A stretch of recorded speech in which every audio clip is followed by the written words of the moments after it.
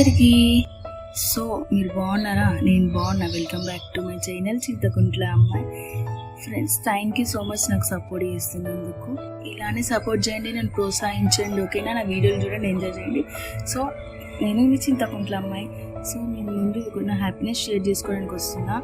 So ఈ video చూపిస్తున్నాను కదా, మా డాడీ ఇచ్చిన పాకెట్ మనీతోని నేను ఇంట్లోనే మన పులిహార వీడియో పోస్ట్ చేశాను కదా. సో అట్లనే ఈరోజు ఈ వీడియో పోస్ట్ చేస్తున్నాను. ఎవరెవరు పంచాను ఫ్రెండ్స్ వాళ్ళతో ఆ కొద్ది నిమిషాల టైం స్పెండ్ చేశాను కదా, అట్లా షేరింగ్ చేసుకుంటుంటూ వాళ్ళ ప్లేస్లో ఉన్న హ్యాపీనెస్ వాళ్ళతో మాట్లాడుతుంటే నాకైతే చాలు అనిపించింది. అంత హ్యాపీ అనిపించింది నాకైతే. సో పాకెట్ మనీ ఒక 2000 వరకు ఉండే ఫ్రెండ్స్. సో ఆ 2000 నేను చేసుకున్నాను. సో నెక్స్ట్ ఎంతైతే వర్షాకాలం కదా, వాళ్ళకి షెల్టర్ కూడా ఉండదు, ఎక్కడ వరకు అక్కడనే ఉంటారు. కానీ పాపం అనిపిస్తుంది, చాలా బాధ అనిపించింది. సో ఫుడ్ డొనేట్ చేసేటప్పుడు వాళ్ళ వర్షంలో కూర్చొని ఫుడ్ తీసుకుంటుంటే, కానీ వాళ్ళతో పంచేటప్పుడు మాట్లాడేటప్పుడు ఆ హ్యాపీనెస్ చూసారా, ఎంత ఆనందం అంటే ఎంత.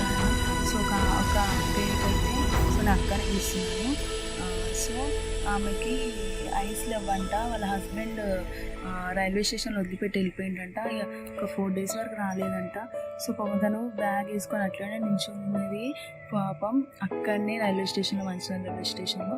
సో నేను తన దగ్గరికి వెళ్ళి మాట్లాడి తనకు ఫుడ్ షేర్ చేసి తను ఒక సైడ్ కూర్చొని పెట్టి తన ప్రాబ్లం తెలుసుకున్నాను.